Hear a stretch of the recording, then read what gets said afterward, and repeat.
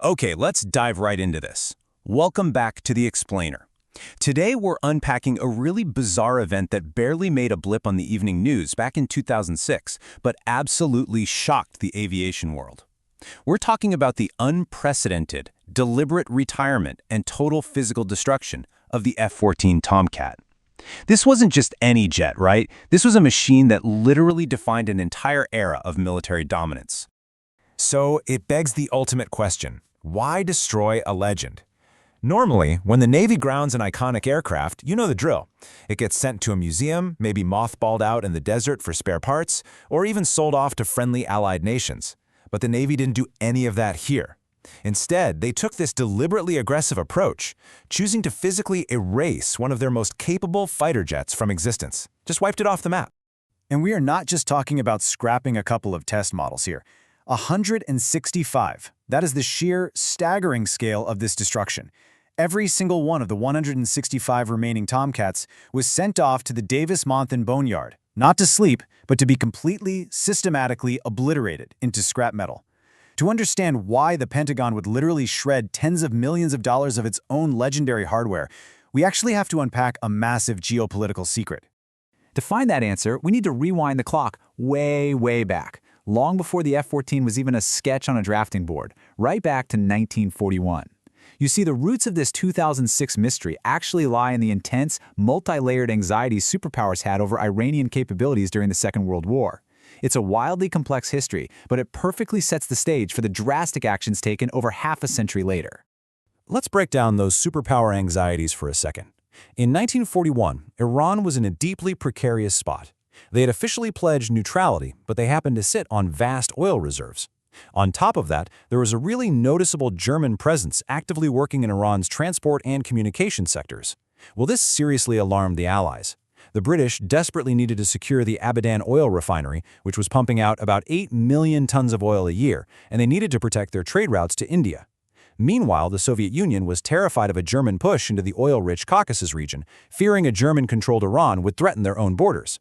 So this mutual anxiety pushed Britain and the Soviet Union to orchestrate a joint invasion. And this brilliantly illustrates what happened next.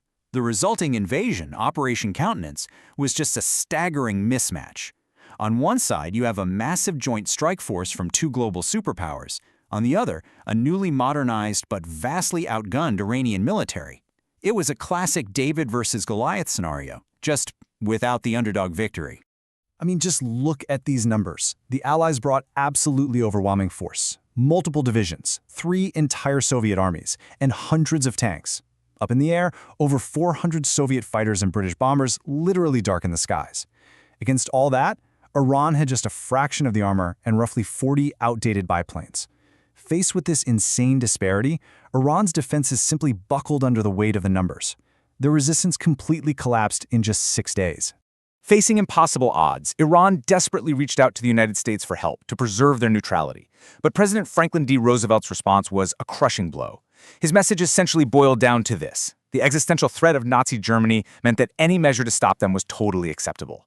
The U.S. was absolutely not going to intervene against its own allies. Left entirely on their own, the Iranian forces stood down, and the invasion ultimately forced the Shah of Iran to abdicate his throne to his son. Over the following decades, the global geopolitical landscape shifted violently. By 1946, the Soviets finally pulled out of northern Iran, which really kicked off one of the very first episodes of the Cold War. Fast forward a bit to 1970, an American aerospace giant Grumman delivers the unbelievably advanced F-14 Tomcat to the U.S. Navy to counter Soviet threats. By the 1970s, under the rule of the new Shah, the whole paradigm had completely flipped. Iran wasn't an occupied neutral nation anymore. It had transformed into a heavily armed key United States ally in the Middle East. And because they were such a crucial ally, they were handed the absolute bleeding edge of American military tech. The F-14 was legendary for its variable sweep wings that literally moved automatically while flying. They'd sweep forward for slow, stable landings on an aircraft carrier, and then tuck sharply back for high-speed intercepts, screaming past Mach 2.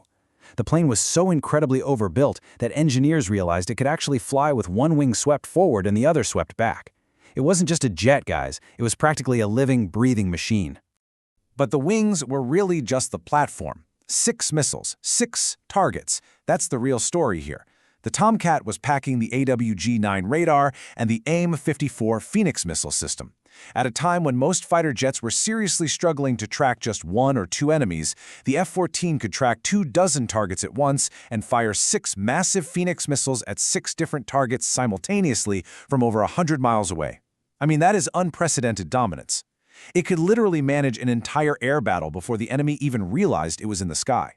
Which brings us to a massive historical pivot point.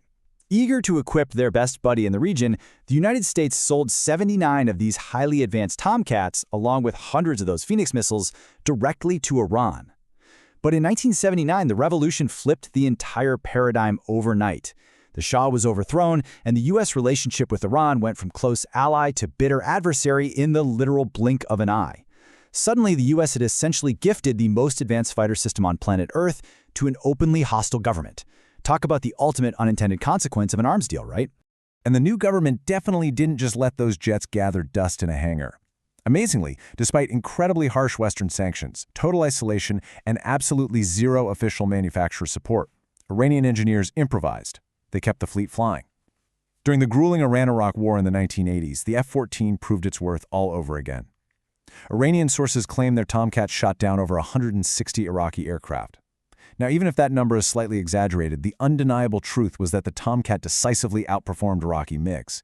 This absolutely terrified American military planners who suddenly realized their own incredible creation was still wildly dangerous in the hands of a rival. Which brings our story full circle, right back to the year 2006, when the U.S. Navy finally decided to retire its own aging F-14 fleet. A truly terrifying question gripped the Pentagon. What if parts start leaking out? They knew for a fact that foreign buyers were actively exploiting gaps in military surplus security. There was a genuine high-level panic that middlemen, shell companies, and scrap dealers would buy decommissioned American F-14 parts and smuggle them straight back to Iran, keeping their adversaries' fleet dominating the skies. So the crucial point became this specific piece of technology, the wing box. This massive, highly sensitive, solid titanium structure acted as the absolute spine of the aircraft, allowing those iconic wings to sweep in flight. Without a functioning wing box, the aircraft simply cannot fly. The wings would catastrophically snap right off. To prevent Iran from ever sourcing a replacement for this, destroying this exact component became an absolute top-tier national security priority. The Pentagon realized that simply parking these jets out in the desert just wasn't safe enough, so they kicked off a brutal 3-step eradication process. Step 1, deliver all 165 remaining American aircraft to the boneyard in Arizona. Step 2, bring in massive 100,000-pound industrial machines equipped with these heavy shearing claws. Step 3, physically rip the fuselages apart and feed them into a literal shredder, specifically obliterating that titanium wing box into twisted, totally unrecognizable fragments of aluminum. And guys, the United States went to truly extreme lengths to ensure the Tomcat's secrets died with it. It's almost hard to wrap your head around, but even museum display models weren't spared. Independent contractors were actually dispatched to museums across the country to physically destroy the wing boxes of static display jets. The heavy manufacturing tooling? Destroyed. The original blueprints? Erased. They left absolutely nothing to chance, making completely sure that the production lines could never, ever be restarted by anyone. Which leaves us with a profound and honestly deeply ironic legacy.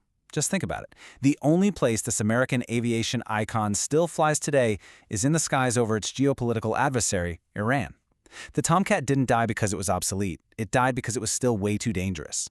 By shredding their own legendary fleet, the United States exerted ultimate geopolitical control, literally doing whatever it took to ensure that the unintended consequences of their 1970s arms deal couldn't be fueled by American surplus parts.